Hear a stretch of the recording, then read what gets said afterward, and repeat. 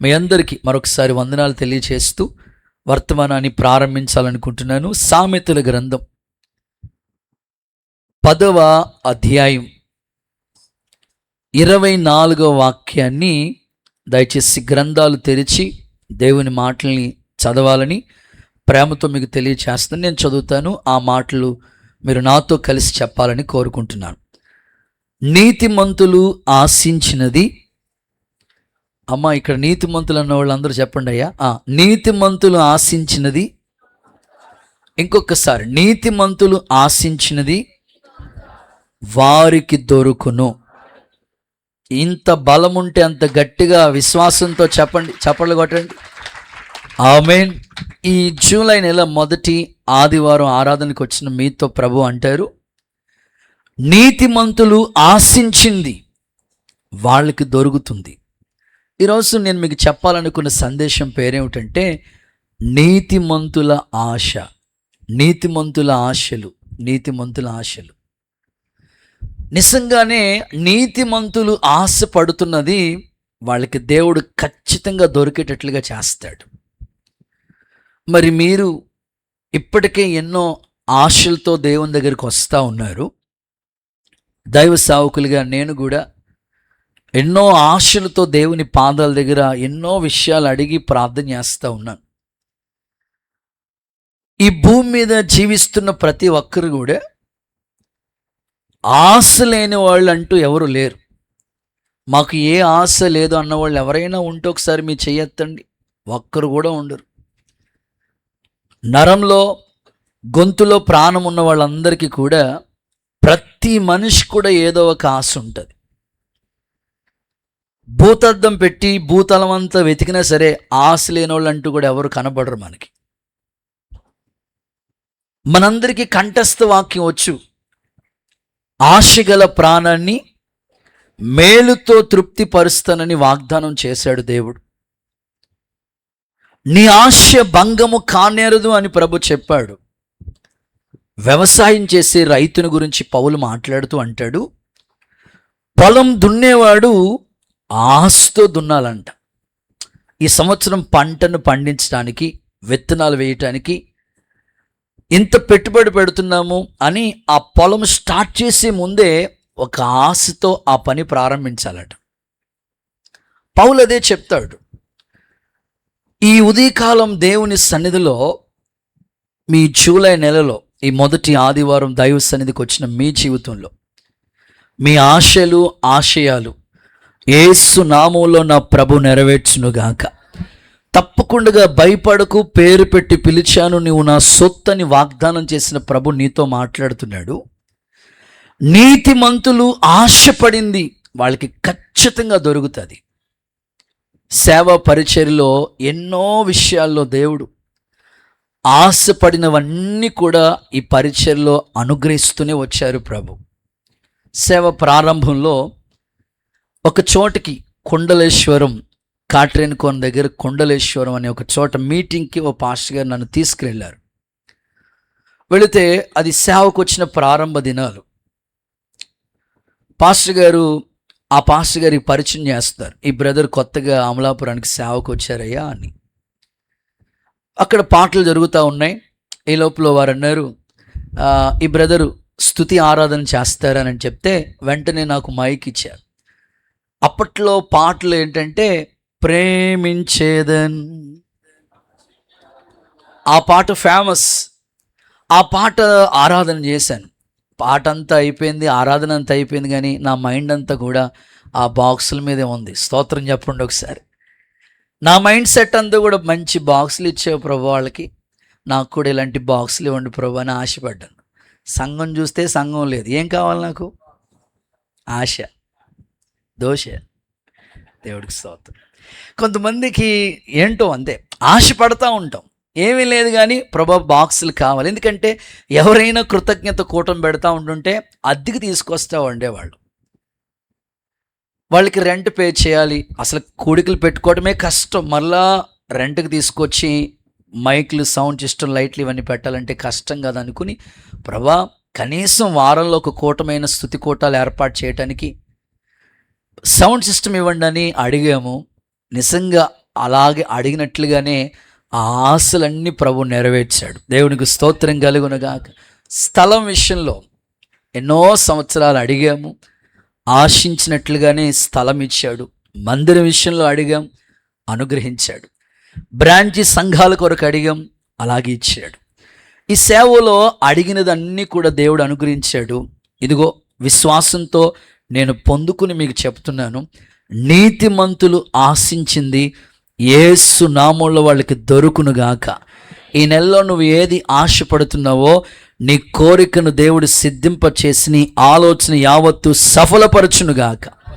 మన పిల్లల కోసం ఎన్నో ఆశపడతా ఉంటాం. ప్రభా, మా పిల్లలు ఎదగాలి, పెద్దోళ్ళు అవ్వాలి, ప్రయోజకులు అవ్వాలి, వాళ్ళ కాళ్ళ మీద వాళ్ళు నిలబడాలి, వాళ్ళకంటూ ఒక ఇల్లు కట్టాలయ్యా, వాళ్ళకంటూ ఒక మంచి భవిష్యత్తు కావాలని తల్లిదండ్రులు పిల్లల కొరకు ఎన్నో ఆశలు కలిగి ఉంటారు. తండ్రిగా నీ గుండె నిండా ఎన్నో ఆశలు ఉండొచ్చు. వ్యాపారం చేస్తున్న వాళ్ళు, అలాగే వ్యవసాయం చేస్తున్న వాళ్ళు, చదువుకుంటున్న పిల్లలు, ఉద్యోగ ప్రయత్నాలు చేస్తున్న వాళ్ళు, వివాహ సంబంధాల కొరకు ప్రయత్నిస్తున్న వాళ్ళు ఎన్నో ఆశలతో ఈ భూమి మీద జీవనాన్ని కొనసాగిస్తూ ఉంటారు. ఒకవేళ ఆరోగ్యం బలహీనమై బాధపడుతున్న వాళ్ళ కోసం కూడా నేను చెప్తాను, ఆరోగ్య విషయంలో ప్రభు మంచి ఆరోగ్యం ఇవ్వండి అని ఆశపడే వాళ్ళు కూడా ఉన్నారు. ఒక సేవకుడిగా నేను కోరుకునేది ఏంటంటే, నీతిమంతులు ఆశించినవి వాళ్ళకి ఖచ్చితంగా దొరికేటట్లుగా ప్రభు చేస్తాడు. యేసు నామములో సహాయం అనుగ్రహించబడునుగాక. మీరు అడగొచ్చు, అన్నయ్య నీతిమంతులు ఎవరన్నయ్య?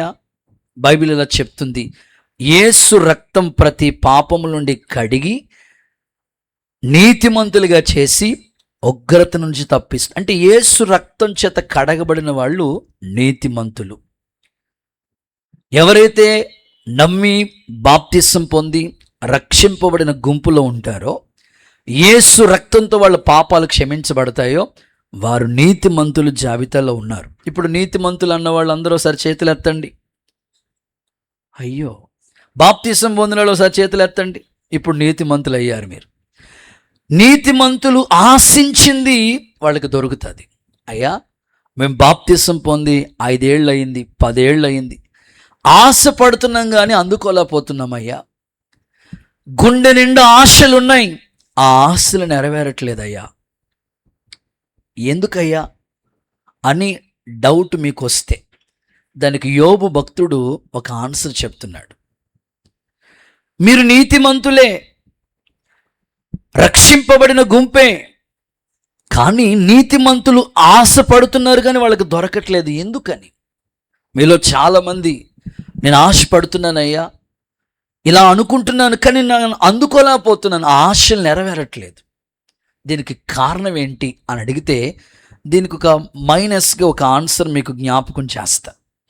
యోబు గ్రంథంలో 8వ అధ్యాయం 13వ వచనాన్ని మీరు చదివితే, ఎందుకు నువ్వు అనుకున్నట్లుగా నీ ఆశలు నెరవేర్చబట్టలేదు అంటే, మరచువారందరి గతి అట్లే ఉండును, భక్తిహీనుల ఆశ నిరర్ధకమైపోతుంది. యోబు గ్రంథం 8:13 అంటాడు, భక్తిహీనుల ఆశ నిరర్ధకమైపోతుంది. అంటే నీ ఆశలు ఎందుకు నెరవేర్చబడటం లేదు బ్రదర్ అని అంటే, నీలోగిని భక్తిహీనత వస్తే, ఏ వ్యక్తులైనా సరే, ఏ కుటుంబంలో అయినా సరే భక్తిహీనత అనేది వస్తే వాళ్ళ ఆశలు నిరర్ధకం అయిపోతాయట. ఒకవేళ ఈ ఉదయకాలం దేవుని మందిరంలో కూర్చుని ఈ మాటలు ఆలకిస్తున్న మీలో మీ భక్తి ఎలా ఉందో ఒకసారి పరీక్షించుకోండి. ఇప్పుడు బ్లడ్ టెస్ట్ అనేది చేస్తూ ఉంటారు. ఏ గ్రూపో తెలియటం కోసం బ్లడ్ టెస్ట్ చేస్తూ ఉంటారు. ఏదైనా బలహీనత వస్తే బ్లడ్ టెస్ట్ చేస్తూ ఉంటారు. హెల్త్ సిక్ అయితే, రక్తహీనత బ్లడ్ తక్కువగా ఉందాయా అని చెప్తూ ఉంటారు. బ్లడ్ పెరగటం కోసం ఈ ఆహార పదార్థాలు తీసుకోవాలి, ఇట్లా చెప్తూ ఉంటారు.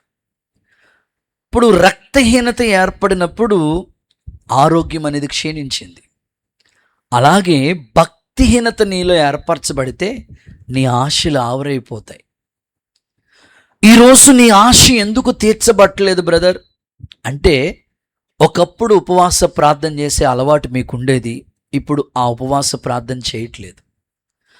బాప్తిసం పొందిన క్రొత్తలో దేవుని మందిరం అన్నా సన్నిధన్నా వాక్యమన్నా ఎంతో భయం ఉండేది. ఇప్పుడు ఆ భక్తి భయాలు కనిపట్లేదు. దేవుని పట్ల ఒక వైరాగ్యం, ఒక రోషం ఉండేది. ఇప్పుడు రాను అలాగ డౌన్ అవుతా వచ్చారు. ఒకసారి మీరు ఆలోచించుకుని, ప్రభా నాలో భక్తిహీనత అనేది రానివ్వద్దు. నాలో భక్తిహీనత ఉండడం వల్ల నా ఆశలు ఆవిరైపోతున్నాయి. ఈ ఉదయకాలం సేవకుడిగా నేను కోరుకుంటున్నాను, మీలోగిని ఒకవేళ భక్తిహీనత వస్తే మీరు అనుకున్నట్లుగా మీ ఆశయాలు నెరవేర్చబడవు. ఈరోజు ఆ భక్తిహీనత విడిచిపెట్టి భక్తి చేయటానికి నిన్ను నీవు అప్పగించుకోగలిగితే యేసు నామములో నీ ఆశలన్నీ నెరవేర్చబడునుగాక. భక్తిహీనత అంటే సింపుల్గా చెప్తాను, ఆకాను అనండి. ఆకానుతో చెప్పాడు యెహోషువ, శపించబడిన దాంట్లో దేన్ని నువ్వు ఆశపడొద్దు. అది శపించబడింది, దాన్ని నువ్వు ముట్టుకోకూడదు, టచ్ చేయకూడదు, అది నీది కాదు అని ముందుగానే చెప్పాడు. కొంచెం బుద్ధిహీనత అండి ఘనతను చెడగొడుతుందట. శపించబడిన దాన్ని ఆశించకూడదు. కానీ ఆకాను ఆ శపించబడిన దాని కొరకు ఆశపడ్డాడు. హాయి పట్టణం చాలా చిన్నదే. ఆ పట్టణం మీదకు యుద్ధానికి వెళ్ళారు. ఇశ్రాయేలుకి ఓటమి ఎదురైంది. ఎందుకు ఓటమి ఎదురైందని దైవజనుడు పశ్చాత్తాపంతో బూడిదలో కూర్చుని ఏడుస్తూ అడుగుతాడు. దేవుడు అంటారు, నువ్వెందుకు ఏడుస్తావు?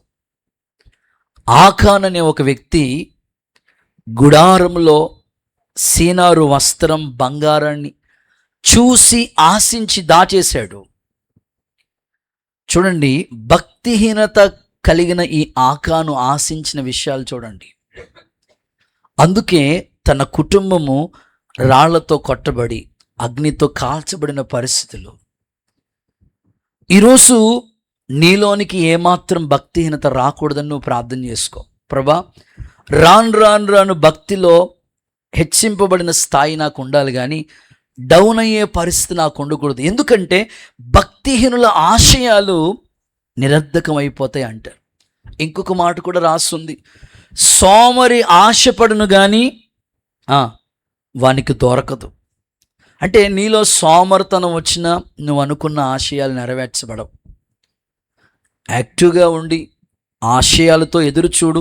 నీవు ఆశించినట్లుగా దేవుడు ఈ నెలలో నీ కార్యాలన్నీ సఫలపరచునుగాక. మీరు చాలా సీరియస్గా ఉన్నారు. 2 చేతులెత్తి ఒకసారి హల్లెలూయా అని చెప్పండి.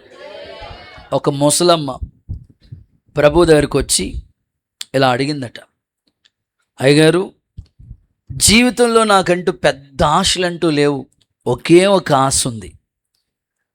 ఏంటమ్మా చెప్పమ్మా? నేను బ్రతుకుండగా నా మనవరాలు పెళ్ళి అయిపోతే చాలు, అది కూడా నేను ఈ కళ్ళతో చూసి కళ్ళు మూస్తే చాలు అని ఆశపడుతున్నానయ్యా, దాని కొరకు మీరు ప్రార్థన చేయాలి అని అడిగిందట. వెంటనే అయ్యగారు అన్నారట, మరి నువ్వు ప్రార్థనకు వచ్చినప్పుడు మీ మనవరాలను కూడా తీసుకురావచ్చు కదా బంగారు తల్లి. వస్తే మేము ప్రార్థన చేసేవాళ్ళం కదా, మీ మనవరాలను కూడా తీసుకొచ్చి ఉంటే ఆమెకు త్వరగా దేవుడు చక్కని సంబంధం ఏదో సమకూర్చి మేలు చేస్తాడు కదా అని అడిగితే ఆ తల్లి చెప్తుందంట, ఆ ముసలమ్మ చెప్తుందంట, ఆ 60 ఏళ్ళు తల్లిగారు అంటారట, మా మనవరాలు ఇంకా ఉయ్యాల్లో ఉంది బావా, స్తోత్రం చెప్పండి ఒకసారి. ఇప్పుడు ఈ ముసలమ్మకి ఆశ ఏంటన్నా, ఆ ఉయ్యాల్లో ఉన్న ఆ పాప కూతురు మాట ఎప్పుడు ఎదుగుతుంది, ఎప్పుడు యుక్త వయసు వస్తుంది, ఎప్పుడు వివాహం అవుతుంది, అప్పుడు దాకా బతుకుండాలంట. దేవుడికి స్తోత్రంగా ఆశ. దేవుని లేఖనాల్లో మనం చదువుతాం కదా, ఎండిపోయిన ఎముకలు కలిగిన లోయ అది. వారి గురించి ప్రభు అంటాడు, మీ ఆశ విఫలం అయిపోయిందా? గడిచిన 6 నెలలు ఎన్నో ఆశపడ్డారు, మీకు దొరకలేదని బాధపడుతున్నారా? ఒకటే, ఆ భక్తిహీనత అనే దాన్ని విడిచిపెట్టేయండి. ఉదయకాలం స్తోత్ర ప్రార్థన ఖచ్చితంగా పురుషుడు, ఒక కుటుంబ యజమాని యోబులాగా అరుణోదయమే లేచి పిల్లల కోసం ప్రార్థన చేసే తండ్రిగా ఉండాలి. ఒక తల్లి ఖచ్చితంగా ఇంట్లో కుటుంబ ఆరాధన, జ్ఞానవంతురాలుగా సాయంకాలం కుటుంబ ఆరాధన జరగాలి. భక్తికి సంబంధించిన విషయాల్లో ఎక్కడ క్రమం తప్పిపోకుండా మీరు ఎప్పుడు అలా కంటిన్యూగా ఉంటారో, మీ భక్తిని చూసిన దేవుడు నీతిమంతులు ఆశించింది దొరికేటట్లుగా చేస్తాడు. అబ్రహాము నీతిమంతుడా కాదా? మాట్లాడండి. అబ్రహాము నీతిమంతుడా కాదా? అబ్రహాము దేవుణ్ణి నమ్మెను, అది అతనికి నీతిగా ఎంచబడింది. మరి నీతిమంతుడైన అబ్రహాము ఆశలు ఎంత అద్భుతంగా నెరవేర్చబడ్డాయి. ప్రభు అన్నాడు, చూడు ఆకాశ నక్షత్రాల వల్ల నీ పిల్లలు ఉంటారన్నాడు. ఒక పిల్లోడు కూడా లేడు, కానీ నీ సంతతి అలా ఉంటుంది. ఇసుక రేణువు లెక్కపెట్టు, నీ సంతానం అలా ఉంటుంది. ఎంత అద్భుతమో తెలుసా? వాగ్దానాలు ఎప్పుడు కూడా నిరర్ధకం కావండి. ఆకాశం గతించిపోయిన, భూమి గతించిన దేవుని మాటలు గతించవు.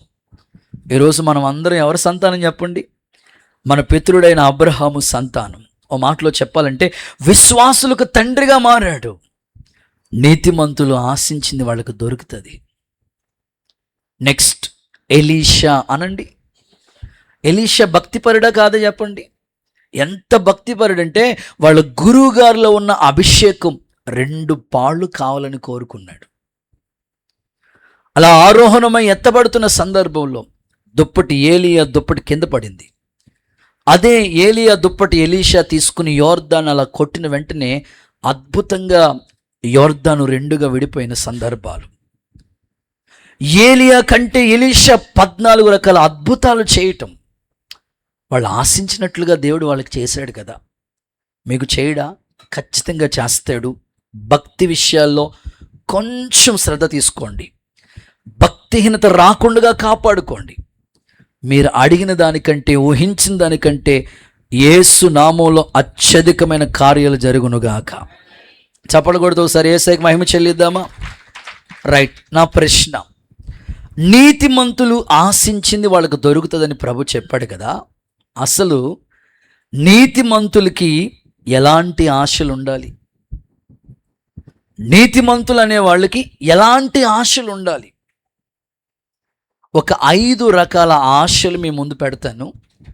నిజంగా మీరు ఈ మాటలు విశ్వసిస్తే మీరు ఆశించినట్లుగా దేవుడు జరిగించునుగాక. ప్రశ్న నోట్ చేయండి. నీతిమంతుల ఆశలు ఎలా ఉంటాయి? ఎలా ఉండాలి? చదువుదాం. మొదటి మాట 84వ కీర్తన. 84వ కీర్తన 2వ వచన భాగాన్ని భక్తులు చదువుతారు. ఒకసారి విందాం. యెహోవా మందిర ఆవరణాలు చూడవలనని, యెహోవా మందిర ఆవరణము చూడాలని నా ప్రాణం ఎంతో ఆశపడుచున్నది. నా ప్రాణం ఎంతో ఆశపడుతుంది. అది సొమ్మసిల్లుచున్నది. అది సొమ్మసిల్లిపోతుంది. జీవం గల దేవుని జీవము కలిగిన దేవుణ్ణి దర్శించటానికి నా హృదయమును నా హృదయం నా శరీరం ఆనందంతో కేకలు వేస్తుంది. హల్లెలూయా అని చెప్తారా? ఓకే. మొదటి మాట, దేవుని మందిరము చూడాలనే ఆశ అనండి. గట్టిగా చెప్పాలి. దేవుని మందిరము చూడాలనే ఆశ. ఇప్పుడు నీతిమంతులు ఆశపడే ఆశలు ఎలా ఉంటాయి బ్రదర్? వాక్యం చెప్తున్నారు ప్రభు. కోరాహు కుమారులు ఇలా అంటారు, సైన్యములకు అధిపతి యెహోవా, నీ నివాసములు ఎంత రమ్యమైనవయ్యా. యెహోవా మందిర ఆవరణ నేను చూడాలని నా ప్రాణం ఆశపడుతుంది, నా హృదయం ఉప్పొంగుతుంది, కేకలు వేస్తూ ఉంది. అంటే దేవుని మందిరానికి వెళ్దామని జనులు నాతో చెప్పినప్పుడు నేను సంతోషించాను. అంటే దేవుని మందిరాన్ని చూడాలని ఒక ఆశ నీతిమంతులైన వాళ్ళకి ఎప్పుడు ఉంటుంది. ఇప్పుడు ఆదివారం దేవుని మందిరానికి మీరు వస్తారు. మరలా ఆదివారం వరకు కూడా ఇక్కడ మందిరం ఉందని, సేవకులు ఉన్నారు, సంఘం ఇక్కడ ప్రేయర్ జరుగుతున్నాయని, సేవకులు, పరిచర్య, సంఘం, ఇట్లాగా కనీసం ఆదివారం ఒకరోజు మాత్రమే కాకుండా మధ్యలో కూడా ఏదో ఒక పూట కనీసం కొద్ది సమయం దేవుని మందిరాన్ని చూడటానికి అక్కడికి వెళ్ళి దేవుని సందులో మోకరించి. అన్యులు మీరు చూడండి, లారీ మీద వెళ్ళిపోతున్నారు అనుకోండి, లారీ డ్రైవర్లైనా క్లీనర్ అయినా అక్కడ ఏదైనా వాళ్ళకి సంబంధించిన దేవాలయం కనబడింది అనుకో, వెంటనే ఆగి వాళ్ళు దైవికమైన క్రమంలో కొనసాగుతూ ఉంటారు. దేవుని పిల్లలకి నేను చెప్పే మాట ఏమిటంటే, ఈ రూట్లో మీరు ఎప్పుడు వెళ్ళినా సో ఖచ్చితంగా దేవుని మందిరం ఉంది, ఒక్కసారైనా అట్లా వచ్చి కొద్దిసేపు మోకరించి ప్రార్థన చేసుకునే అనుభవాలు. దేవుని మందిరం చూడాలనే ఆశ కోరహు కుమారులకు ఉంది. పోయిన వారమే చెప్పాను దేవుని యొక్క కోరహు కుమారుల గురించి. ఒక్క దినము గడిపితే చెప్పండి 1000 దినాల కంటే శ్రేష్టమైన దీవెనలు. ఎందుకంటే వాళ్ళకి తెలుసు వాళ్ళ నాన్న కోరాహు, దాతాను, అబీరాం వాళ్ళందరూ బ్యాచ్ మోషేకు విరోధంగా లేచి అస్సలు వాళ్ళకి అడ్రస్ లేకుండా సమాధి పెట్టెలు లేవు, అలాగే భూమి నెరవిడిచింది, అలాగే కిందకి వెళ్ళిపోయారు. అది వాళ్ళు చూసారేమో, అమ్మో దేవుని మందిరం చాలా గొప్పది. వాళ్ళు ఇలా అంటారు, దుప్పి నీటి వాగుల కొరకు ఆశపడినట్లు మా ప్రాణం మీ కొరకు ఆశపడుతుందయ్యా. ఈరోజు నా ప్రార్థన, దేవుని మందిరం కొరకు మీ ప్రాణాలు ఆశపడునుగాక. గట్టిగా ఆమెనంటారా? మేము కూడా స్థలం కొరకు దేవుని మందిరం ఇంకా ఎక్స్టెన్షన్ చేయాలి ప్రభా, స్థలం విషయంలో ఏదో ఒకటి కార్యం చేయ ప్రభా, ఆశపడుతున్నామయ్యా. ఇక వానర్ గారిని, ఆ స్థలం కలిగిన వానర్ గారిని మాట్లాడండి అయ్యా అని చెప్పాను మాస్టర్ గారితో. మాట్లాడితే స్థలం రేట్ చెప్తానంటాడు, చెప్పడు. మీకేం ఇస్తానంటాడు, చెప్పడు. ఎప్పుడు ఇంచుమించు 2-3 నెలలు సిబిసి కాడి నుంచి అలా ప్రాసెస్ జరుగుతూ ఉంది, ఏమీ చెప్పట్లేదు. ఇక మాస్టర్ గారికి ఆలోచన వచ్చి, ఒక ఐడియా, జీవితాన్ని ఆలోచన వచ్చి ఇలా అన్నారట, అయ్యా మీ స్థలం మాకు వద్దు, ఎక్కడో 1 ఎకరం స్థలం కొనేసుకుంటాం మేమే. స్తోత్రం చెప్పండి ఒకసారి. మీరు ఆమెను చెప్పట్లేదండి అమ్మ. ఈ సెంట్లు మాకెక్కడ సరిపోతుంది? ఆశ చూడండి, ఏసు రక్తమే. ఈ సెంట్లు ఎక్కడ? ఇప్పుడు గ్రౌండ్లో పార్కింగ్ అటు చూడండి ఒకసారి, కార్లు బళ్ళు పార్కింగ్ ప్లేస్ లేదు. ఎక్కడో 1 ఎకరం స్థలం తీసుకుంటాం, ఏ బైపాస్ రోడ్లో రోడ్డు పక్కన. ఆమెను అంటలేదు మీరు, తీసుకుంటాం ప్రశాంతంగా. అక్కడ చక్కగా 1 ఎకరం పెడితే ₹1,00,00,000 వచ్చేది. ఏసు రక్తమే. కోటి అంటే ఇది కాదు, 100 మంది కలిస్తే అయిపోద్ది, మాకు మేము చేయగలుగుతాం, దేవుడి కంటే మాకు ఎక్కువ ఏది కాదు అని అంటే, రేపు వచ్చి అతను మాస్టర్ గారు అని అంట, దేవుడికి స్తోత్రం చెప్పండి ఒకసారి. చెప్పేస్తానండి బాబు మీకు అసలు స్థలం గురించి అండి. నేను ఎందుకు ఈ మాటలు చెప్తున్నానంటే, దేవుని మందిరం గురించి ఏదో ఒక ఆశ నీకు కలగాలి జీవితంలో. నేను ఎప్పుడు ఇలా అంటానండి, కట్టిన మందిరంలో అందరం కూర్చుంటాం, మన ద్వారా ఒక మందిరం కట్టబడితే ఎంత గొప్పగా ఉంటుందండి. సో మీరు ఇలా ఆశపడాలి, మీరు ఇలా ఆశపడండి, దేవుని మందిరం చూడాలయ్యా. నేను మందిరంలో ఎన్నో మేలులు ఉన్నాయి, మందిరం మీద దేవుని కనుదృష్టి ఉంది. ఒక్క దినము 1000 దినాల గొప్ప ఆశీర్వాదాలు దాచిపెట్టాడు. ఈ ఉదయకాలం నీ ఆశ, నీతిమంతుల ఆశలు ఎలా ఉండాలంటే, దేవుని మందిరము చూడాలి అనే ఆశ ఉండాలి. చూడండి, ఒక వాక్యాన్ని మీకు చదివిస్తాను. సమూయేలు 2వ గ్రంథం 7వ అధ్యాయం 29వ వాక్యాన్ని ఒకసారి భక్తులు చదువుతారు, ఆలకిద్దాం. సమూయేలు 2వ గ్రంథం నా కుటుంబం 7:29. దయచేసి నీ దాసునైన నా కుటుంబం నిత్యము నీ సన్నిధిని ఉండునట్లుగా. ఎక్కడుండాలి? నిత్యము ఎక్కడుండాలి? నీ సన్నిధిలో ఉండేటట్లుగా దానిని ఆశీర్వదించు. యెహోవా నా ప్రభువా, నీవు సెలవిచ్చి ఉన్నావు, నీ ఆశీర్వాదము నొందిన నా కుటుంబము నిత్యము ఆశీర్వదించబడుతుంది. ఆమేన్ అంటారా? నా ప్రార్థన ఏంటంటే, మీ ఇంట్లో ఆదివారం వచ్చినప్పటికీ మీరొక్కరే కాదు, భర్త వస్తే భార్య రాలేని, భార్య వస్తే భర్త రాలేని, ఒకవేళ భార్య భర్తలు వస్తే పిల్లలు రాలేని, పిల్లలు వస్తే భార్య భర్తలు రాలేని పరిస్థితి. అట్లా కాకుండా దావీదు ఒక రాజు ఇలా అంటాడు, దయచేసి నీ దాసుడైన నా ఫ్యామిలీ, నా కుటుంబం నిత్యము నీ సన్నిధిలో ఉండేటట్లుగా అలాంటి ఆశీర్వాదం కావాలయ్యా. సేవకుడిగా నేను ప్రార్థిస్తున్నాను, మీ అందరూ కూడా కుటుంబంగా దేవుని సన్నిధిలో కనబడునుగాక. దావీదు కుటుంబం అలాగే దేవుని సన్నిధిలో ఉంది. నోవాహు కుటుంబం అందరూ వాడలోకి వచ్చారు. యెహోషువ అంటాడు కదా, నేనును నా ఇంటి వాళ్ళు ప్రభునే సేవిస్తాము. నా ఆశ ఒకటే, మీ ఇంట్లో ఇంకెవరు ఇంకెవరు దేవుని సన్నిధి రాకుండా మిగిలిపోయారు? మీ కోడలు కావచ్చు, మీ అత్తమ్మ కావచ్చు, మీ మామయ్య కావచ్చు, మీ అన్నయ్య కావచ్చు, మీ వదినమ్మ కావచ్చు, మీ ఇంట్లో అన్నదమ్ములు ఎవరు ఇంకా ప్రభు దగ్గరికి రాకుండా ఉన్నారు? ఇలా ఆశపడు, ప్రభా నా కుటుంబం అంతా నీ సన్నిధిలో కనబడాలి, పచ్చని ఒలీవ మొక్క వలె నీ సన్నిధిలో మేము కనబడాలి. ఇది నీతిమంతుల ఆశ అండి. నీతిమంతులు ఎప్పుడు కూడా దేవుని మందిరం గురించి వాళ్ళు ఆలోచిస్తూ ఉంటారు, ఆశపడుతూ ఉంటారు. ఒక సేవకునిగా నేను కూడా అలా ఆశపడుతున్నాను. మీ కుటుంబాలన్నీ కూడా దేవుని సన్నిధిలో కనబడునుగాక. కొంచెం గట్టిగా ఆమేన్ అని చెప్తారా? హుషారుగా హల్లెలూయా అని చెప్తారా?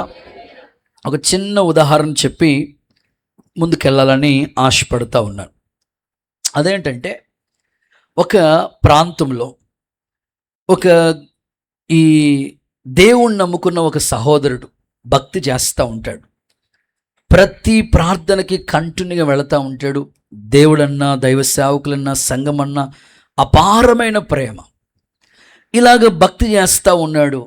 కానీ చాలా పేదరికంలో ఉన్నాడు, చాలా ఇబ్బందుల్లో ఉన్నాడు. భక్తి అయితే ఎట్టి పరిస్థితుల్లో మానకుండగా భక్తి చేస్తున్నాడు, చాలా ఇబ్బందుల్లో ఉన్నాడు. అయితే ఎట్టి పరిస్థితుల్లో దేవుని సన్నిధిని విడిచిపెట్టేవాడు కాదు. ఒకసారి ఏం జరిగిందంటే, ఆ ప్రాంతంలో ఒక రాజుగారు వాళ్ళ ఇంట్లోనే అద్భుతమైన విందు ఒకటి ఏర్పాటు చేశాడు. రాజుగారి ఇంట్లో విందంటే ఎంత అద్భుతంగా ఉంటుందో ముందుగానే ప్రకటన చేశాడు. పలానా రోజున రాజ సంస్థానంలో, రాజకోటలో, రాజ వైభవం, మీరందరూ వచ్చి ఈ విందులో పాల్పంపులు పొందాలి అని డోర్ టు డోర్ వెళ్ళి ఇన్విటేషన్ ఇచ్చి అందరినీ పిలిచాడు. ఈ వ్యక్తి మోకాళ్ళు వేసుకుని ప్రార్థన చేసుకుంటా ఉన్నాడు. ఆ ఇంట్లోనే అలాగ ప్రార్థన చేసుకుంటా ఉంటుంటే రాజుగారు వచ్చారు. వచ్చిన వెంటనే రాజు అడుగుతున్నాడు, ఏవయ్యా, ఎవరికి నువ్వు ప్రార్థన చేస్తున్నావు? దేవుడికయ్యా. గొప్ప దేవుడు ఆయన, బలవంతుడైన దేవుడు, ఆశ్చర్యకరుడు, కొండల మీద ఆ గొర్రెలు పశువులన్నీ ఆయనవే, సకల ఐశ్వర్యములు కలిగిన దేవుడు. వెంటనే ఆ రాజుగారి కోపం వచ్చేసి, అసలు ఈ దేశాన్ని పరిపాలిస్తున్న రాజుగా నేను ఈ సంస్థానానికి అధిపతిగా ఉంటే నాకన్నా గొప్పోడున్నాడని ఆయన్ని కొలుస్తారేంటి? లేదు, నేనే గొప్పవాడినయ్యా అన్నారు. అయ్యా, మీరు పరిపాలించే విషయంలో మీరే గొప్పోళ్ళయ్యా, సంస్థానం విషయంలో మా మీద మీరందరూ, మిమ్మల్ని రాజుగా దేవుడు ఉంచాడయ్యా, చాలా హ్యాపీ. కానీ మిమ్మల్ని సృష్టించిన దేవుడు ఉన్నాడు, ఆయన దేవాతి దేవుడు, ఆయన సన్నిధిలో చాలా గొప్ప దీవెనలు ఉన్నాయా, దేవుణ్ణి నేను వేడుకుంటున్నానయ్యా అని. వెంటనే రాజుగారి కోపం వచ్చేసి ఇలా అంటాడు. ఏమంటాడు తెలుసా? ఇదిగో, అయితే నువ్వు మీ దేవుడు గొప్పతనం గురించి నువ్వు మాట్లాడుతున్నావు కదా, మా దేవుడు గొప్పవాడు, ఐశ్వర్యవంతుడు, సకల ఈవులకి కారణభూతుడని నువ్వు చెప్తున్నావు కదా. ఇదిగో, పలానా రోజున మా ఇంట్లో పెద్ద భారీ ఎత్తులో పెద్ద విందు జరగబోతుంది. ఆ విందుకి చాలా విస్తారమైన పాలు అవసరమై ఉంది. విస్తారమైన పాలు కావాలి. పాలుతో అద్భుతమైన ఆహార పదార్థాన్ని తయారు చేయాలి మేము. కాబట్టి మీ దేవుడు అంత గొప్పోడని అంటున్నావు కాబట్టి అన్ని పాలు తెమ్మని అన్నావు, కనీసం నీ వంతుగా ఒక 5 లీటర్లు తీసుకురా. నీ దేవుడు అంత గొప్పోడైతే స్తోత్రం చెప్పండి ఒకసారి. అసలే వీడి పరిస్థితి ఎలా ఉంది? మీరందరూ సీరియస్గా ఉన్నారు. హల్లెలూయా చెప్పండి అమ్మా. చాలా ఇబ్బందుల్లో ఉన్నాడు, చాలా ఇరుకైన ఇబ్బందుల్లో ఉన్నాడు. కానీ దేవునికి మొరపెట్టుకుని రహస్యమందు చూస్తున్న దేవుడు ప్రతిఫలం ఇస్తాడని. రాజు వెళ్ళిపోయాడు. ఏ రోజు ఫంక్షన్ తెలుసు, ఆ రోజు విందు తెలుసు. ముందు రోజు కల్లా అక్కడికి తీసుకెళ్ళి రాజు కోటలో తన వంతుగా 5 లీటర్లు ఇచ్చేసేయాలి. ఎందుకంటే దేవుడు గొప్పోడని ఇతడు మాట్లాడినందుకు. వెంటనే ముందు నుంచే ప్రార్థన చేయడం మొదలుపెట్టాడంటే, ప్రభువా, వేల కొలది పశువులు నీవే, కొండ నా కోట, నా ఆరాధ్య దైవం అన్నీ నీవేనయ్యా. అయ్యా, రాజు కన్నా నువ్వు గొప్పోడు అని నిన్ను ఆరాధించాలని నేను చెప్పానయ్యా. రాజుగారు ఇట్లా చెప్పినాడు, ఏం చేయాలి నాకు అర్థం కావట్లేదని ఆ రోజంతా ఎలుగెత్తి దేవుని సందులోకి వెళ్ళిపోయి అలాగ ప్రార్థన చేసుకుంటూ వచ్చాడట.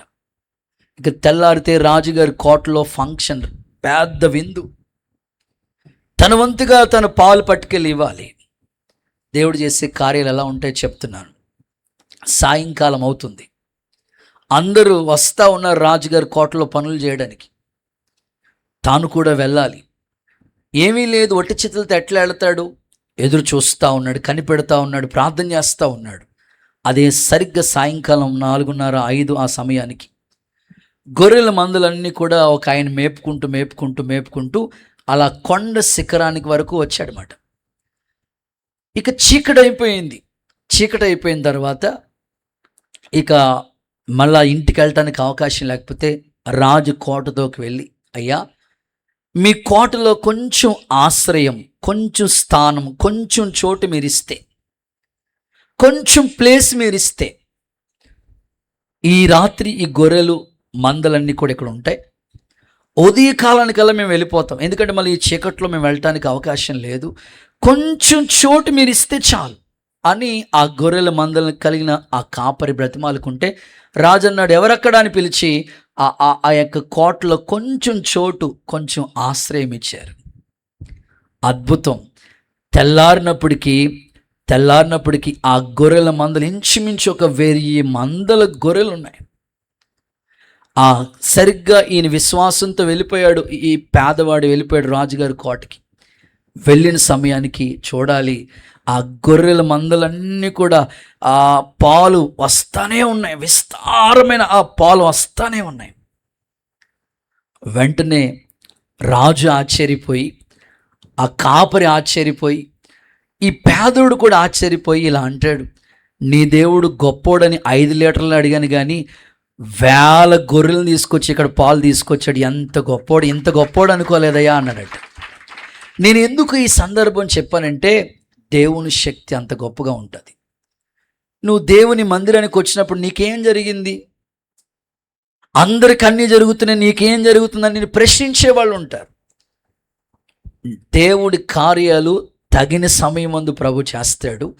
హన్న దేవుని మందిరానికి వెళ్ళిన తర్వాతే కదా ఆమె దుఃఖం సంతోషంగా మారింది. హిజ్కియా రాజైన మొదటి సంవత్సరమే మొదటి నెలలోని మందిరాన్ని బాగు చేసిన తర్వాతే కదా అద్భుతమైన స్థానంలో దేవుడు అతను ఉంచాడు. సమూయేలు చిన్నప్పటి నుంచి దేవుని మందిరంలో ఉన్నప్పుడే కదా ఉన్నత స్థాయిలోకి ఎదిగాడు. మీరు ఆలోచించండి, దేవుని మందిరంలో ఉండాలనే ఆ ఆశ నీకుంటే ఈ మందిరంలో ఉన్న ప్రసన్నత, మేలు యేసు నామములో మీరు పొందుదురుగాక. చప్పట్లు కొడుతూ ఒకసారి యేసుకి బిగ్గరగా మహిమ చెల్లిద్దామా? రైట్. ఇక రెండో మాటలోకి వెళ్తాను. సెకండ్, నీతిమంతులు ఆశలు ఎలా ఉంటాయి? 1, దేవుని మందిరాన్ని చూడాలనే ఆశ. 2, విలాప వాక్యాల గ్రంథం 3వ అధ్యాయం 26వ వాక్యాన్ని చదువుతాం. నరులు ఆశ కలిగి యెహోవా అనుగ్రహించు రక్షణ కొరకు ఓపికతో కనిపెట్టుట మంచిది.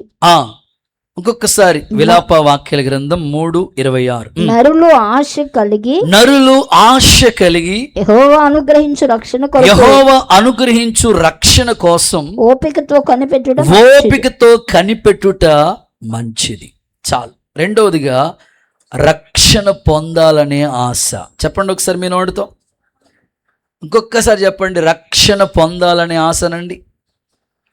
మీ ఇంట్లో ఎవరెవరికి రక్షణ లేదో ఒక సేవకుడిగా నా ఆశపడుతున్నాను, ఈ సంవత్సరం ఆఖరికల్లా మీ కుటుంబ యజమానులు, మీ ఇంటోళ్ళు యేసు నామములో రక్షింపబడుదురుగాక.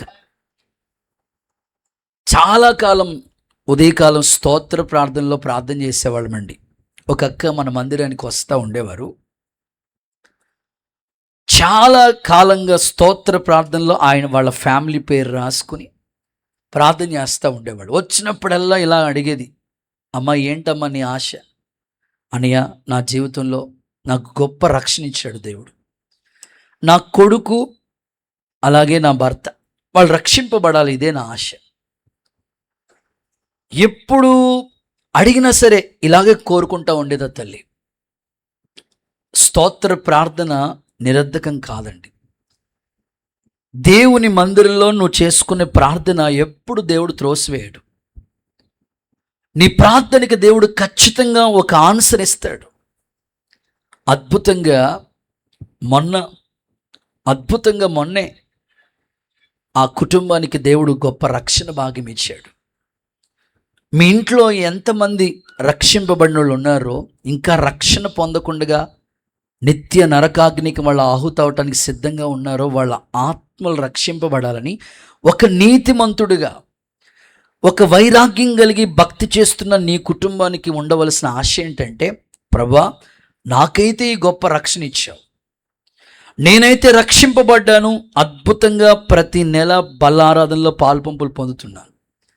ఇంకా ఎంతోమందికి నా ఇంట్లో రక్షణ లేదయ్యా, వాళ్ళు ఇంకా నీ సన్నిధికి రాలేని పరిస్థితిలో ఉన్నారు. నీ ప్రార్థన ఏమై ఉండాలంటే, మా ఇంటికి రక్షణ దయచేయండి. జక్కయ్య ఇంటికి వచ్చిన రక్షణ మా ఇంటికి రావాలి ప్రభా. చెరసాల నాయకుడు కుటుంబానికి వచ్చిన రక్షణ మా ఇంటికి రావాలయ్యా. బైబిల్లో ఒక స్త్రీ ఏమని ప్రార్థన చేస్తుందో చూడండి. యెహోషువ పుస్తకం 2వ అధ్యాయం, యెహోషువ పుస్తకం 2వ అధ్యాయం 13వ వాక్యం చూడండి. నా తండ్రియు నా తల్లియు నా అన్నదమ్ములను నా అక్క నా తల్లి నా తండ్రి నా అన్నదమ్ములు నా అక్క చెల్లెళ్ళు వారికి కలిగి ఉన్న వారందరూ చావకుండగా బ్రతికనిచ్చి రక్షించినట్లుగా దయచేసి యెహోవా తోడని ప్రమాణం చేయండి.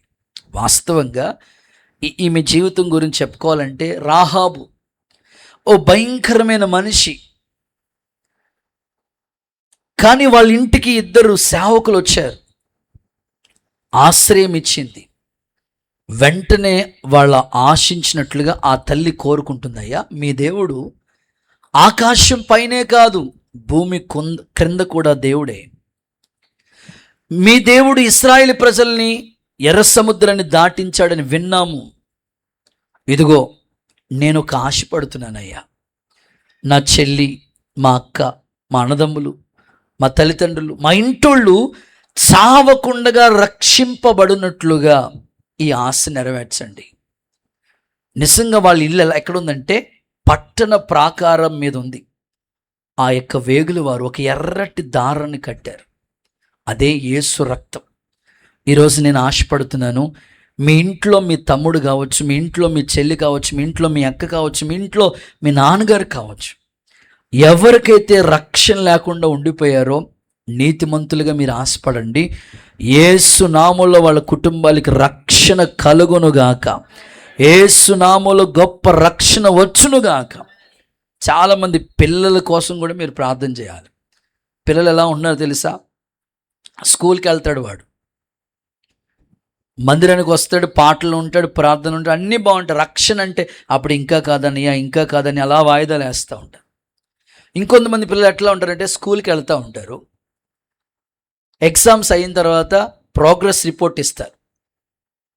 వాళ్ళ డాడీ అడుగుతాడు, వాళ్ళ మమ్మీ అడుగుతుంది, అరే ప్రోగ్రెస్ రిపోర్ట్ ఏదిరా? ఇంకా ప్రింట్ అవ్వలేదమ్మా. ఏంటంట? ప్రోగ్రెస్ రిపోర్ట్ ఇంకా ప్రింట్ అవ్వలేదంటే వాడు చూడు ఎట్ట చెప్తున్నాడు. వాళ్ళ అమ్మ పెట్టవలసిన సంతకం, వాళ్ళ నాన్నగారు పెట్టవలసిన సంతకం వీడియో పెట్టేసి, ఎందుకంటే మార్కులు తక్కువ వచ్చినాయి, ఇచ్చేసిన పరిస్థితులు. చాలామంది పిల్లలు చదువు మీదకి మనసు వెళ్ళకుండా, భక్తి మీదకి మనసు లేకుండా, లోక సంబంధమైన వాటి మీద ఆశించి, లోకం దాని ఆశలు గతించిపోతున్నాయి. లోక ఆశలు నీలోకి రాకూడదు. ఈ యవ్వన కాలంలో సొంత రక్షకుడిని 9th క్లాస్ చదువుతున్నప్పుడే దేవుణ్ణి సొంత రక్షకుడిగా అంగీకరించాను. ఇంకా నువ్వు ఇంటర్మీడియట్లోకి వచ్చి డిగ్రీ చదువుతూ కాలేజీకి వెళుతూ ఇంకా రక్షణ లేకుండా ఉంటే ఎలా? నీ ఆశ ఏమై ఉండాలంటే, ప్రభా నాకు రక్షణ అనేది ఒక గొప్ప భాగ్యం. ఇశ్రాయేలు నీ భాగ్యం ఎంత గొప్పది. సేవకుడిగా నేను ఆశపడుతున్నాను, మీ పిల్లలు, మీ ఇంట్లో ఎవరైతే, మీ భర్త ఎవరైతే రక్షణ లేకుండా ఉన్నారో, నీతిమంతుడిగా నువ్వు ఉండవలసిన ఆశ ఏంటంటే, రక్షణ పొందాలి ప్రభా. మా ఇంట్లో వాళ్ళందరూ కూడా ఇలాంటి ఆశ నాకు ఇవ్వండి అని అడుగు. యేసు నామములో కృప విస్తరించునుగాక. చేతులు చాపుతో ఒక్కసారి ఆమేన్ అంటారా? కొంచెం గట్టిగా హల్లెలూయా చెప్తారా? మీకు ఈజీగా అర్థం అవడం కోసం ఒక చిన్న ఉదాహరణ చెప్తా. 2 ట్రైన్లో ప్రయాణమే వెళుతున్నారు, తండ్రి కొడుకు. వీళ్ళిద్దరూ ప్రయాణమే వెళుతూ ఉన్నారు. కొంచెం దూరం వెళ్ళినప్పటికీ సరిగ్గా ఒక 1/2 అవర్ జర్నీ చేసిన తర్వాత ఆ పిల్లోడు తండ్రి ఇద్దరు కూడా మాట్లాడుకుంటున్నారు. సాధారణంగా ట్రైన్లో ప్రయాణం వెళ్తున్నప్పుడు కిటికీ డోర్స్ అలా ఓపెన్ చేసి కనబడుతూ ఉంటుంది, ఏమేమి వెళ్తున్నాయో కనబడుతూ ఉంటాయి. ఈ కొడుకు మాట్లాడుతున్నాడు, నాన్న అదిగో అదిగో పక్షులు, అదిగో పశువులు, అదిగో చెట్లు అని ఇలా మాట్లాడుతున్నాడు. ఆ ప్రక్కన ఎదురుగా కూర్చున్న వాళ్ళందరూ కూడా వీళ్ళని చూసి నవ్వుకుంటా ఉన్నారు. కొంచెం దూరం వెళ్ళినప్పటికీ అక్కడ ఏదో జాంకాయలు కనబడి, డాడీ అదిగో జాంకాయలు అన్నాడు. ఇంకా నవ్వుకున్నారు. ఏంటి జాంకాయలు కూడా తెలియదు వీళ్ళకి. 25 సంవత్సరాలు వచ్చినాయి ఈయనకి. ఇంకా ఏంటి ఇదే చిన్నపిల్లలాగా ఇట్లా మాట్లాడుకున్నారు ఏంటని వాళ్ళు ఎటకారంగా నవ్వుకుంటూ ఉన్నారు. ఆ సమయంలో వాళ్ళ తండ్రి చెప్తున్నాడు, అయ్యా ఈ పిల్లోడికి పుట్టినప్పటి నుంచి ఇప్పటి వరకు కూడా సరైన దృష్టి లేదు. ఈరోజే హాస్పిటల్కి వెళ్ళి వైద్య సేవలు అందించి మొత్తం మీద సరైన వైద్యం జరిగింది. ఈరోజే ఆయనకి కళ్ళు కనబడుతున్నాయి బాబు. 25 సంవత్సరాలుగా ఆయనకి దృష్టి లేదు. ఎప్పుడైతే ఆ మాట తండ్రి చెప్పాడో వెంటనే ఆ భోగిలో ఉన్నవాళ్ళు, అక్కడ ఉన్న వాళ్ళు, కూర్చున్న వాళ్ళందరూ కూడా ఇక తలదించుకుని, అయ్యో అనవసరంగా నవ్వుకున్నామే, అనవసరంగా మాట్లాడేమే, హేళన చేసేమే అని వాళ్ళ తప్పు వాళ్ళు తెలుసుకుని ఇక మౌనం అయిపోయారు. నేను ఎందుకు ఈ సందర్భం మీకు చెప్తున్నానంటే, చాలామంది కుటుంబాల్లో తెలియకుండానే ఏదేదో మాట్లాడుకుంటారు, తెలియకుండానే హేళన చేస్తూ ఉంటారు. అలా హేళన మాటలు ఒకవేళ నువ్వు భరిస్తున్నవేమో, ఒక సేవకుడిగా నా ప్రార్థన, నీ కుటుంబానికి గొప్ప రక్షణ దేవుడు దయచేయును గాక. నమ్మితే చప్పట్లు కొడుతూ ఒకసారి యేసయ్యకి మహిమ చెల్లించండి. త్వరగానే మీ కుటుంబానికి రక్షణ. 3వ మాటలకు వస్తాను. 3rd వన్, నీతిమంతులు ఆశించింది వాళ్ళకి దొరుకుతుంది. నీతిమంతులకి ఎలాంటి ఆశలు ఉండాలి? లూకా సువార్త 22వ అధ్యాయం 15వ వాక్యం చూడండి ఒకసారి. లూకా సువార్త 22:15. అప్పుడు ఆయన, నేను శ్రమ పడక మునుపు మీతో కూడా ఈ పస్కాను భుజించాలని మిక్కిలి ఆశపడుతిని. చాలు. 3వదిగా పస్కాను భుజించాలనే ఆశ. నాతో కలిసి చెప్పండి, పస్కాను భుజించాలనే ఆశ. పస్కా అంటే ప్రభు బల్లారాధనకి గుర్తు. ఇశ్రాయేలు ప్రజలు ఏ ఇంటికి గొర్రెపిల్ల రక్తం గుర్తు ఉండదో ఆ ఇంటి మీద సంహారపు దూత పనిచేసేది. ఏ ఇంటికి ఆ గొర్రెపిల్ల రక్తం గుర్తుంటుందో ఆ ఇంటిని సంహారపు దూత దాటి వెళ్ళిపోయేది. పాత నిబంధన గ్రంథంలో పస్కా పశువు గొర్రెపిల్ల వధించబడింది. క్రొత్త నిబంధన సంఘానికి చెప్పాలంటే యేసుక్రీస్తు ప్రభువే పస్కా పశువుగా మన కొరకు ఈ భూమి మీద సంచరించి 33 సంవత్సరాలు జీవించి మన కొరకు తన ప్రాణమే అర్పించి అమూల్యమైన రక్తాన్ని చిందించి పస్కా పశువుగా ఆయన వధించబడ్డాడు. ఇప్పుడు ఈ ప్రభు బల్లారాధన కార్యక్రమం చూసారా? ఎందుకోసం అనంటే నన్ను జ్ఞాపకం చేసుకున్నట్టకే దీన్ని చేయండి అన్నాడు. ఈ నీతిమంతులుగా మీకు ఎలాంటి ఆశలు ఉండాలంటే, ఖచ్చితంగా జీవాహారము నేనే అని ప్రభు చెప్పాడు. ఈ బల్లారాధనలో ఖచ్చితంగా నేను పాలు పంపులు పొందాలి. ఈ ప్రభు సంస్కార విందులో నేను ఉండాలి. ఎట్టి పరిస్థితుల్లో కూడా బల్ల తీసుకోకుండా, ప్రభు సంస్కార ఆరాధన తీసుకోకుండా మానకూడదు. ఒక నీతిమంతురాలుగా, నీతిమంతుడిగా నీకు ఈ ఆశ ఉండాలి. ప్రభు బల్లారాధన అంటే ఎంతో శుద్ధీకరించబడిన మంచి మనసుతో మనం ఈ బలను స్వీకరించాలి. ఒక సేవకునిగా, ఒక అన్నయ్యగా ఆశపడుతున్నాను, యేసు నామములో ప్రభు సంస్కార ఆరాధనలో పాలు పంపులు పొందే ధన్యత దేవుడు మీకు ఇచ్చునుగాక. మరి ఈ పస్కాని ఎలా తీసుకోవాలి? చదువుదాం. నిర్గమకాండం 12వ అధ్యాయం 11వ వచనం చదువుతారు, ఒకసారి విందాం. పస్కా అనే ఈ యొక్క ప్రభు బల్లారాధన ఎలా తీసుకోవాలి? తినవలసిన విధమేమనగా, మీరు ఈ పస్కాను భుజించవలసిన విధానం ఏంటి అని అంటే అక్కడ చెప్తున్నాడు. మీ నడుము కట్టుకుని మీ నడుం కట్టుకోండి, మీ చెప్పులు తొడుక్కొని మీ చెప్పులు తొడుక్కోండి, మీ కర్రలు చేత పట్టుకొని మీ కర్ర చేత పట్టుకోండి, త్వరపడుచు దాన్ని తినవలెను. త్వరపడుతూ మీరు తినండి. అది యెహోవాకు పస్కా అది బలి. పస్కా బలి. చాలు. ఈ పస్కా అని ఈ ప్రభు బల్ల ఆరాధన, ప్రభు సంస్కార ఆరాధన, ప్రభు శరీరాన్ని ఆయన రక్తాన్ని పానం చేసే విధానం 4 విషయాలు అక్కడ చెప్పాడు. ABCD అని 4 మాటలు చెప్తాను. ఈ బల్ల తీసుకునే విధానం రక్షింపబడిన వాళ్ళందరూ ఈ విషయాన్ని గుర్తుపెట్టుకోవాలి. బాప్తిసం పొందిన వాళ్ళందరూ ఈ విషయం గుర్తుపెట్టుకోవాలి. ఈ బల్లారాధన ఎలా తీసుకోవాలి, ఎలాగా సిద్ధపరచబడాలి అంటే 4 అనుభవాలు చెప్తున్నాడు. నడుము కట్టుకుని అనండి. ఇంకొకసారి చెప్పండి. మనస్సుని దేంతో పోలుస్తాడంటే పేతురు మనస్సు అనే నడుం కట్టుకోండి అన్నాడు. ఈ బల్లారాధనకు వచ్చిన తర్వాత మీ మనస్సు అటు ఇటు ఉండకూడదు. ఈ బల్ల తీసుకునేటప్పుడు మీ మైండ్, మీ మనస్సు అంతా కూడా మనస్సు మారి నూతనం అవ్వాలి, రూపాంతరం చెందాలి. మనస్సు సరి చేయబడితే ఈ బల్ల తీసుకోవటానికి అవకాశం ఉంది. పస్కా ఇది ప్రభు బల్ల ఆరాధన. నీతిమంతుల ఆశలు ఎలా ఉండాలంటే ఖచ్చితంగా ఈ యొక్క బల్ల ఆరాధన నేను స్వీకరించాలి, ఎట్టి పరిస్థితుల్లో ఈ ఆరాధనకి నేను మిస్ అవ్వకూడదు. అందులోకి ఈ తీసుకునే విధానాన్ని ప్రభు చెప్తూ నడుము కట్టుకోండి అంటే మనస్సును సరి చేసుకోండి. మీ మనసు ఎలా ఉంది, మీ మనసులో ఏ లోపాలు ఉన్నాయో సరి చేయబడేటట్లుగా ఈ బల్లను స్వీకరించాలి. చెప్పులు తొడుక్కుని అనండి.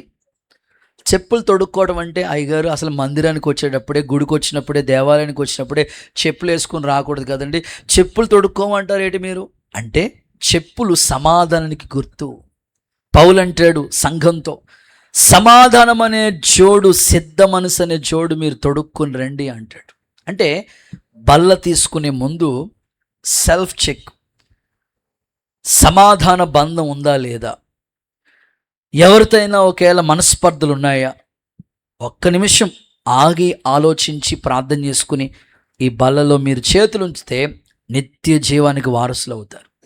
ఒకసారి అందరూ చేతులు ఊపుతూ హల్లెలూయా అని చెప్పండి, హుషారుగా చెప్పండి. వచ్చిన సందర్భం మీకు చెప్పాలి.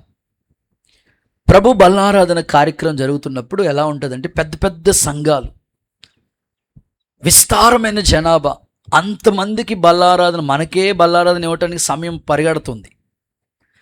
అలాంటిది పెద్ద పెద్ద సంఘాల్లో బల్లారాధన ఇవ్వటం చాలా కష్టమవుతూ ఉంటుంది. వాళ్ళు ఏం చేస్తూ ఉంటారంటే తోటి సేవకుల్ని, లేకపోతే సంఘంలో కొంతమంది పరిచారకులుగా ఎన్నో సంవత్సరాలుగా సంఘంలో ఎదిగిన బిడ్డలు ఉపవాస ప్రార్థన మానకుండా, సంఘంలో సహవాసంలో మానకుండా, క్రమంగా సంఘం పట్ల బాధ్యత కలిగిన కొంతమంది ఎల్డర్స్, చర్చ్ ఎల్డర్స్, సంఘంలో కొంతమంది పెద్దోళ్ళని, సంఘంలో కొంతమంది నమ్మకమైన పరిచారకుల్ని నియమించి దైవ సేవకుడు ఇక్కడ ప్రార్థన చేసి ఆ రొట్టె వాళ్ళకి ఇస్తాడు.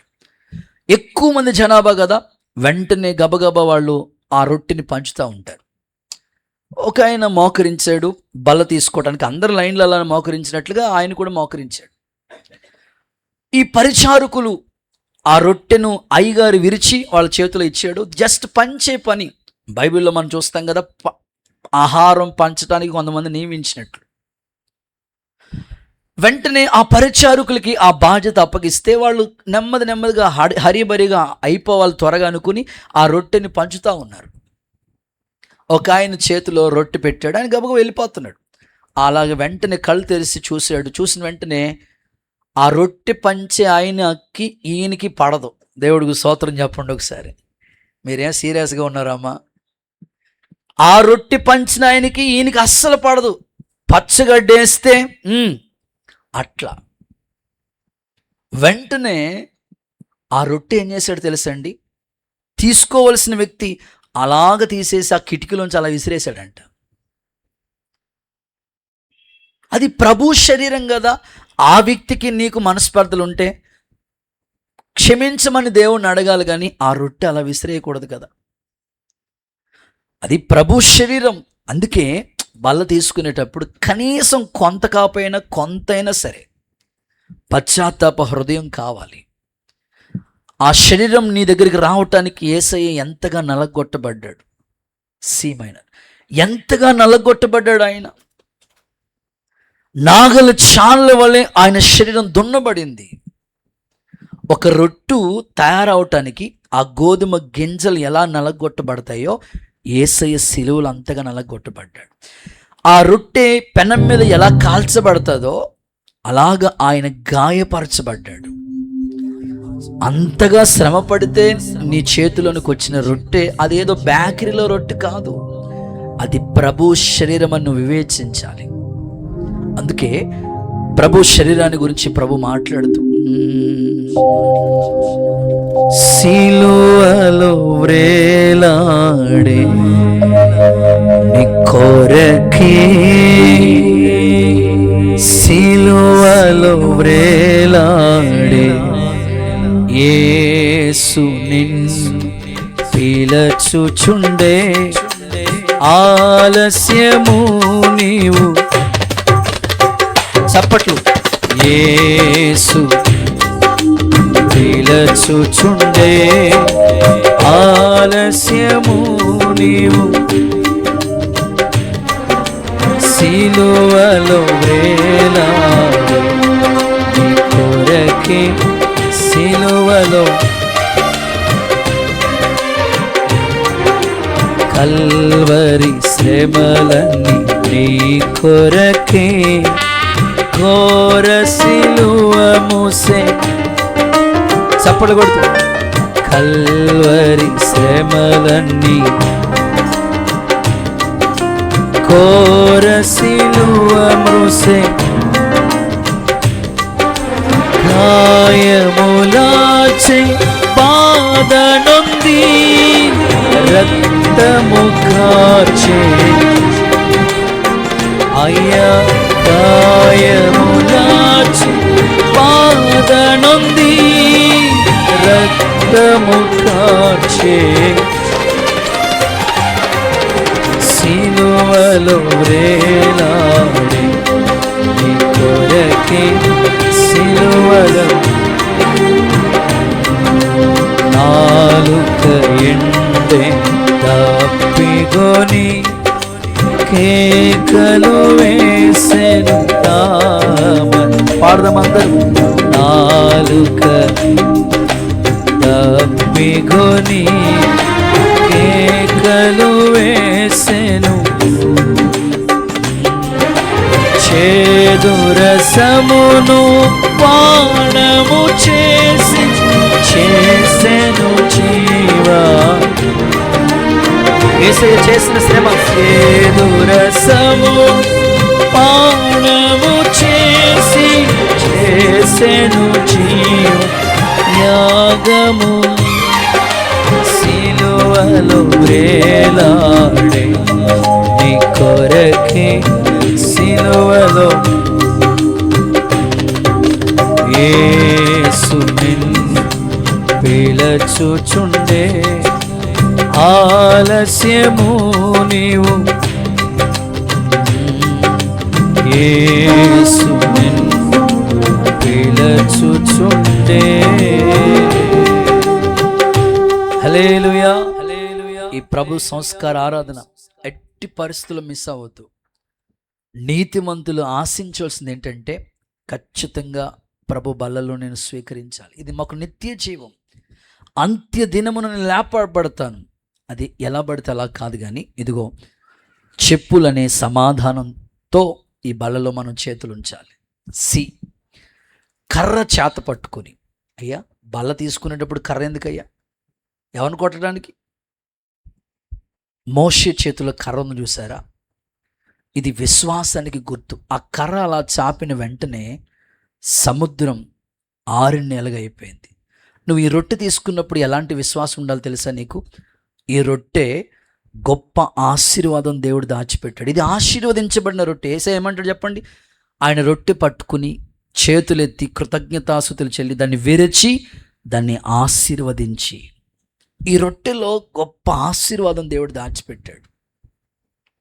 ఈ రొట్టె తీసుకున్నప్పుడు నువ్వు ఎలా ఫీల్ అవ్వాలంటే, ఎలా భావన కలిగి ఉండాలంటే, ప్రభా ఇది నాకు నిత్య జీవము, యుగ యుగాలు నీతో ఉండడానికి ఈ గొప్ప పరలోక విందు ఇది అని భావించి విశ్వాసంతో నువ్వు స్వీకరించాలి. విశ్వాసం లేకుండా ఏదో ఆచారంగా తీసుకోవద్దు. విశ్వాసంతో ఇది నాకు నిత్య జీవము, అలాంటి కృప మనకు అనుగ్రహించబడునుగాక. త్వరపడుతూ అన్నాడు. త్వరపడటం అంటే ఆసక్తి. ఎప్పుడు వస్తుందా బలారాధన, ఎప్పుడు ప్రభు బలలో పాలు పంపులు పొందాలా. నేను రొట్టె పంచుతూ ఉంటాను, చూస్తూ ఉంటాను. రొట్టె పంచేసిన తర్వాత ప్రార్థన చేసుకుని తీసుకోండి అంటాను. మరలా వెంటనే ప్రభు యొక్క రక్తాన్ని పానం చేయడానికి ప్రార్థన చేసి మరలా పంచుతూ ఉంటాను. రొట్టె పంచడం అయిపోతుంది. ఈ ద్రాక్షరసం పంచినప్పటికి వెళ్తూ ఉంటుంటే వాళ్ళ చేతిలో ఆ బౌల్ పెడతా ఉంటుంటే ఇంకా రొట్టె ఆ చేతిలోనే ఉంటుంది. ఏ బాబు అంటే రెండు ఒకసారి కలిపి తీసుకుంటారట. త్వరపడుతూ విచ్చిన వెంటనే ప్రార్థన చేసుకుని స్వీకరించాలి.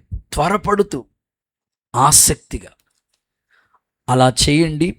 నీతిమంతుల ఆశ ఎప్పుడు కూడా పస్కాను భుజించాలి. యేసు ప్రభు ఇక సిలువకు అప్పగించబడిన సమయంలో శిష్యులందరి ఆఖరి గురువారం అది. శిష్యులందరితో కూర్చుని రొట్టె విరిచిన కార్యక్రమంలో పాల్గొన్నారు. నా ప్రార్థన అలాగూ ప్రభు మిమ్మల్ని సిద్ధపరచునుగాక. 4 నీతిమంతుల ఆశలు ఎలా ఉంటాయి? రోమపత్రిక 15వ అధ్యాయం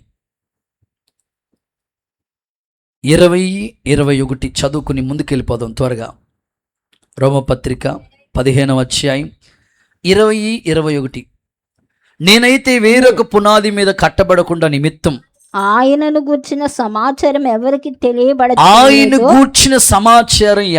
తెలియబడలేదో వారు చూతురనియు వినని వారు గ్రహింతురనియు రాయబడిన ప్రకారం క్రీస్తు నామం ఎరగని చోట్లను, క్రీస్తు నామము ఎరగని చోట్ల సువార్త ప్రకటించాలని మిక్కిలి ఆశపడుతున్నాను. ఆమేనని చెప్పండి ఒకసారి. సో 4వదిగా సువార్త ప్రకటించాలనే ఆశ. నాతో చెప్పండి ఒకసారి. ఒక నీతిమంతులుగా మనకు ఉండవలసిన ఆశలు ఏంటంటే సువార్త ప్రకటించాలి. చాలామంది చదువుకున్న పిల్లల్ని నేను చూశాను. ఏ స్కూల్లో చదువుకున్నారో ప్రయోజకులు అయిపోయిన తర్వాత, వాళ్ళు ఒక ఉన్నత ఉద్యోగాన్ని సంపాదించిన తర్వాత ఇప్పటికీ ఆ స్కూల్కి వెళ్ళి ఆ స్కూల్లో పిల్లలందరికీ ఏదో ఒకటి ఉపకారం చేస్తూ ఉంటారు. ఆ స్కూల్ పిల్లలకి ఏదో సహాయం చేస్తారు. ఎందుకంటే ఆ స్కూల్లో వాళ్ళు చదువుకున్నారని కృతజ్ఞత భావం. నేనేమంటానంటే, మీకు ఎవరో ఒకరు సువార్త చెప్తే రక్షింపబడ్డారు, ఎవరో ఒకరి ద్వారా సువార్త మీకు అందింది, రక్షకుడైన ప్రభుని స్వీకరించారు. మీ ఆశ ఏమై ఉండాలంటే సువార్త ప్రకటించాలి. ఎక్కడ?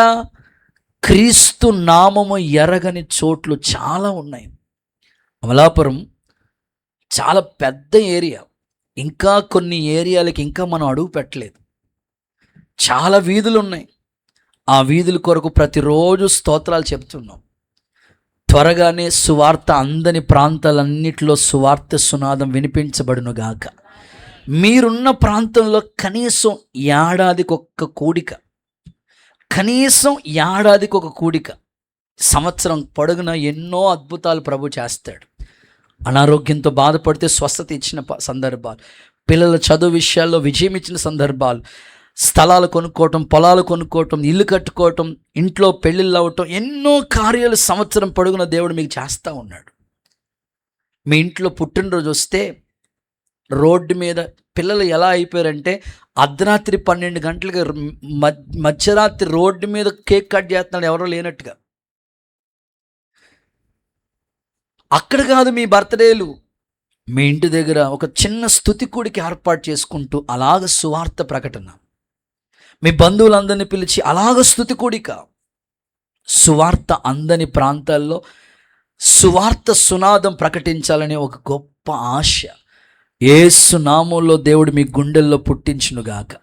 ఒక మాట చెప్తానండి, సువార్త కొరకు నువ్వు విత్తింది వృధా కాదు.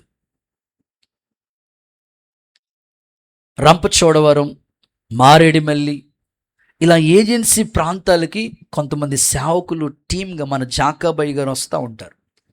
వాళ్ళు ఎవ్రీ మంత్ ఆ ఏజెన్సీ ప్రాంతాలకు వెళ్ళి సువార్త ప్రకటన చేస్తున్నారు. నాకు కూడా మొన్నే ఆశ కలిగింది. ఏజెన్సీకి వెళ్ళి సేవ చేసే పరిస్థితులు మనకు అవకాశం లేదు. రోజు ఎక్కడో పరిచర్య ఉంటుంది. కనీసం మన చర్చ్ తరపున, మన మినిస్ట్రీ తరపున ఆ ఏజెన్సీలో సేవ చేస్తున్న వాళ్ళకి ఏదైనా సువార్త పరిచర్యకి కొంత సహాయపడాలి. అలాగైనా సువార్త పనికి మన పరిచర్య తరపున వాళ్ళకి ఏదో ఒకటి చేస్తే బాగుంటుందనే ఒక ఆశ. తప్పకుండా సువార్త పని కొరకు ఖర్చు పెట్టింది ఏది వృధా కాదు. రావలసిన దీవెనలన్నీ దేవుడు మీకు అనుగ్రహించును గాక. ఒక చిన్న ఉదాహరణ చెప్పి ముందుకు వెళ్ళిపోతా. ఒక తండ్రికి 3 బిడ్డలండి. 2 కొడుకులు, 1 కూతురు. తండ్రి పిల్లల్ని చదివించాడు, ఉద్యోగాలు వచ్చేటట్లుగా ప్రయాసపడ్డాడు. అందరూ వెల్ సెటిల్. కూతురుకు కూడా పెళ్లి చేశాడు, కొడుకులకు కూడా పెళ్లి చేశాడు. వృద్ధాప్యంలోకి వచ్చేసాడు. తనకంటూ తన భార్య చనిపోయింది. ఇక వృద్ధాప్యంలోకి వచ్చేసాడు ఈ తండ్రి. ఇప్పుడు తను చూసేవాళ్ళు ఎవరూ లేరు. తన ఇంట్లోనే ఉన్నాడు, ఒంటరిగా ఉన్నాడు. సరే అనుకుని ఇక వృద్ధాప్యం వచ్చేసింది కనుక పెద్ద కొడుకు దగ్గరికి వెళ్ళాడు. ఆయన వెల్ సెటిల్, గవర్నమెంట్ ఎంప్లాయ్, మంచి స్థాయిలో ఉన్నాడు. వెళ్ళి డోర్ కొట్టాడు. అయ్యా, ఓ వారం రోజులు మీ ఇంటి దగ్గర ఉంటాను, ఇంటి దగ్గర ఒక్కడిని బోర్ కొడుతుంది, ఏదో తెలియని బాధ, నిరాశతో ఉన్నానన్నాడు. వెంటనే ఆయన ముఖం మీదే డోర్ వేసేసి, ఇదిగో నువ్వు వస్తే కోడలు ఒప్పుకోదు. ఎవరు ఒప్పుకోరు? అస్సలు ఒప్పుకోదు. నేను అంటాను, వాళ్ళ కొడుకు కావాలి అంటే భర్త కావాలి, కానీ మామయ్య గారు వద్దా? ఆ మామయ్య గారి కష్టంతోనే కదండి ఆయన చదువుకుంటా. కొంచెమైనా భావన ఉండాలి కదా. ఒప్పుకోదట. వెంటనే డోర్ ముఖం మీద వేస్తే బాధతో వెనక్కి వెళ్ళిపోయాడు. 2వ కొడుకు దగ్గరికి వెళ్ళాడు. అరే, ఒంట్లో బాగాలేదురా, హాస్పిటల్కి ఏమైనా తీసుకెళ్ళరా, రిక్వెస్ట్గా అడుగుతున్నాడు. అదిగో అస్సలు నా దగ్గర డబ్బులు లేవు, జాబ్ చేస్తున్న డబ్బులు లేవంట. ముఖం మీదే డోర్ వేసేస్తే బాధతో కూతురు ఇంటికి వచ్చాడు. వెళ్ళటగానే దూరం నుంచి చూసింది కూతురు. ఏంటి నాన్న ఇలా వచ్చారంటే, అమ్మా ఒంట్లో బాగాలేదమ్మా, ఓ వారం రోజులు ఉండి వెళ్దామని. రా నాన్నగారు రండి, నేను తీసుకెళ్తాను హాస్పిటల్కి అని ఇంట్లో చేర్చుకుంది. వెంటనే తన బ్యాగ్లోంచి ఇంటి డాక్యుమెంట్, ఇంటికి సంబంధించిన దస్తావేజులు, బ్యాంక్ బుక్, ఏటీఎం కార్డు అన్నీ వాళ్ళ కూతురికి ఇచ్చి ఇలా అంటాడట, నాకు ఆరోగ్యం బాగాలేక మీ దగ్గరికి రాలేదమ్మా, మీ స్వభావాలు, మీ బుద్ధి తెలుసుకుందామని వచ్చాను. పెద్దని దగ్గరికి వెళ్ళాను, నా వల్ల కాదన్నాడు. చిన్నని దగ్గరికి వెళ్ళాను, నా వల్ల కాదన్నాడు. నీ దగ్గరికి వచ్చిన వెంటనే చేర్చుకుని నన్ను డాడీ తీసుకెళ్తాను హాస్పిటల్కి అన్నారు. నేను మీ ఎడల కనపరిచిన వాటి విషయంలో మీరు కృతజ్ఞత కలిగి మరలా నన్ను చేర్చుకున్నారు కదా, ఇదే అంతకన్నా భాగ్యం. ఇదిగో ఈ ఇంటి దస్తావేజులు, ఈ బ్యాంక్ బ్యాలెన్స్, ఏటీఎం కార్డు అన్నీ నువ్వే ఉంచుకోమని ఆమె చేతులు పెట్టేసి వెళ్ళిపోయాడట. నేను ఎందుకు ఈ సందర్భం చెప్పానంటే, ప్రభు కూడా అంతే, నీకు ఆయుష్ ఇస్తున్నాడు. వాస్తవంగా ఒకరోజు ఒంట్లో బాగాలేదని హాస్పిటల్ అడ్మిట్ చేస్తే ఆక్సిజన్ బిల్ ఎంతండి ఒక రోజుకి? మేము అడగకూడదు, మీరు చెప్పకూడదు. 10,000 కట్టించుకుంటాడు. హాస్పిటల్లో ఒక్కరోజు బాగాలేదని ఐసీలో ఉంటే ఆక్సిజన్ పెడితే 10,000 ఒక రోజుకి. నెలకు వచ్చినప్పటికీ 30,000 లెక్కలు అస్సలే రావు మనకి, ఎందుకంటే దశంభాగం ఇచ్చే అలవాటు లేదు కదా. దేవుడికి స్తోత్రం. 30 లక్షలు, 3 లక్షలు ఇంచుమించు, 30,000 3 లక్షలు. ఒక నెల రోజులు హాస్పిటల్లో ఉంటే ఆక్సిజన్ బిల్లు 3 లక్షలు కట్టాలి. దేవుడు ఇన్ని సంవత్సరాలు మనల్ని బ్రతికించి ఆయుష్ ఇచ్చి ప్రాణం పోసాడే, ప్రమాదకరమైన అంచుల్లోంచి, హాస్పిటల్ నుంచి క్షేమంగా ఇంటికి తీసుకొచ్చాడే, ఎన్నో అపాయాలు తప్పించాడే, మన పిల్లలకి ఎంత మంచి భవిష్యత్తు ఇచ్చాడు. ఇన్ని చేసిన ప్రభుకి నువ్వు సువార్త ప్రకటించడానికి ఒక సాధనంగా వాడబడవా? ప్రభు కోసం ఒక 10,000 ఖర్చు పెట్టి దేవుని సందులో ఒక కూడిక పెట్టి దేవుని నామాన్ని గణపరచడానికి మీకు మనసు రావట్లేదా? ఆలోచించండి. సువార్త ప్రకటించాలనే ఆశ, పౌలు గారి ఆశ ఎంత గొప్పది. చివరి మాట, ఆఖరి మాట చెప్పి ముగిస్తా. పేతురు రాసిన 2వ పత్రిక 3వ అధ్యాయం, పేతురు రాసిన 2వ పత్రిక 3వ అధ్యాయం 12వ వాక్య భాగం. నీతిమంతుల ఆశలు ఎలా ఉండాలో చెప్తున్నాడు ప్రభు.